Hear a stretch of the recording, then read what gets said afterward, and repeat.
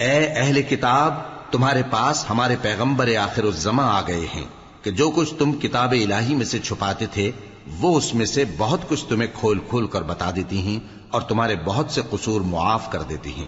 بے شک تمہارے پاس اللہ کی طرف سے نور اور روشن کتاب آ چکی ہے، جس سے اللہ اپنی رضا پر چلنے والوں کو سلامتی کے رستے دکھاتا ہے اور اپنے حکم سے انہیں اندھیروں سے نکال کر روشنی کی طرف لے جاتا اور ان کو سیدھے رستے پر چلاتا ہے۔ جو لوگ کہتے ہیں کہ اللہ جو ہے وہی مسیح ابن مریم ہے، وہ بے شک کافر ہیں۔ ان سے کہہ دو کہ اگر اللہ عیسیٰ ابن مریم کو اور ان کی والدہ کو اور جتنے لوگ زمین میں ہیں سب کو ہلاک کرنا چاہے تو اس کے آگے کس کی پیش چل سکتی ہے؟ اور آسمان اور زمین اور جو کچھ ان دونوں کے درمیان ہے سب پر اللہ ہی کی حکومت ہے۔ وہ جو چاہتا ہے پیدا کرتا ہے اور اللہ ہر چیز پر پورا قادر ہے۔ اور یہود اور نصارہ کہتے ہیں کہ ہم اللہ کے بیٹے اور اس کے پیارے ہیں۔ کہو کہ پھر وہ تمہارے گناہوں کے سبب تمہیں عذاب کیوں دیتا ہے؟ نہیں، بلکہ تم اس کی مخلوقات میں دوسروں کی طرح کے انسان ہو، وہ جسے چاہے بخشے اور جسے چاہے عذاب دے۔ اور آسمان اور زمین اور جو کچھ ان دونوں کے درمیان ہے سب پر اللہ ہی کی حکومت ہے اور سب کو اسی کی طرف لوٹ کر جانا ہے۔ اے اہل کتاب، پیغمبروں کے آنے کا سلسلہ جو ایک عرصے تک منقطع رہا، تو اب تمہارے پاس ہمارے پیغمبر آ گئے ہیں جو تم سے ہمارے احکام بیان کرتے ہیں، تاکہ تم یہ نہ کہو کہ ہمارے پاس کوئی خوشخبری یا ڈر سنانے والا نہیں آیا۔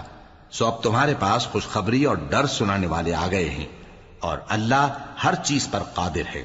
اور جب موسیٰ نے اپنی قوم سے کہا کہ بھائیو، تم پر اللہ نے جو احسان کیے ہیں ان کو یاد کرو، کہ اس نے تم میں پیغمبر پیدا کیے اور تمہیں بادشاہ بنایا اور تم کو اتنا کچھ عنایت کیا کہ اہل عالم میں سے کسی کو نہیں دیا۔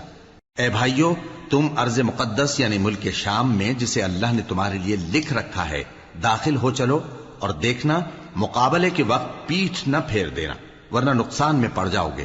وہ کہنے لگے کہ موسیٰ، وہاں تو بڑے زبردست لوگ رہتے ہیں اور جب تک وہ سرزمین سے نکل نہ جائیں ہم وہاں جا نہیں سکتے۔ ہاں، اگر وہ وہاں سے نکل جائیں تو ہم جا داخل ہوں گے۔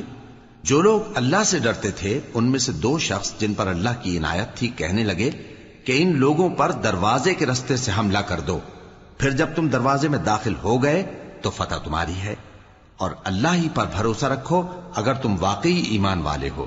وہ بولے کہ موسیٰ، جب تک وہ لوگ وہاں ہیں ہم کبھی وہاں نہیں جانے کے، اگر لڑنا ہی ضرور ہے تو تم اور تمہارا رب دونوں جاؤ اور لڑو، ہم تو یہیں بیٹھے رہیں گے۔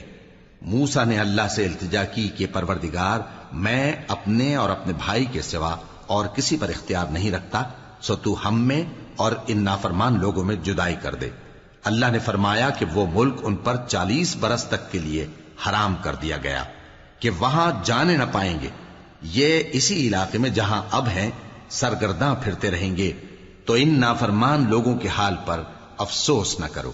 اور اے نبی، ان کو آدم کے 2 بیٹوں حابیل اور قابیل کے حالات جو بالکل سچے ہیں پڑھ کر سنا دو کہ جب ان دونوں نے بارگاہ الہی میں ایک ایک نیاز پیش کی تو ایک کی نیاز تو قبول ہو گئی اور دوسرے کی قبول نہ ہوئی۔ تب قابیل حابیل سے کہنے لگا کہ میں تجھے قتل کر دوں گا۔